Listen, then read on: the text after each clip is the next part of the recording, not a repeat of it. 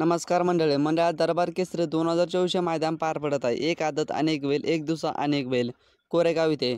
मंडळाच्या दरबार केसरी मैदानामध्ये बरेचसे टॉपचे व नामांकित नंदी आलेले आहे.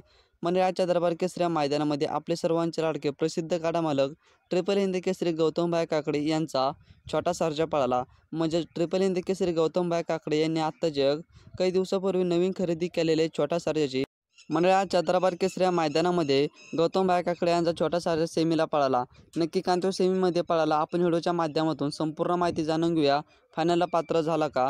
मंडळाच्या दरबार केसरी मैदानामध्ये गौतमभाई काकडे यांच्या छोटा सर्जासोबत पळाला भावाने आणि छोटा सर्जा आजच्या दरबार केसरी मैदानामध्ये सेमी क्रमांक 2 मध्ये पळाले.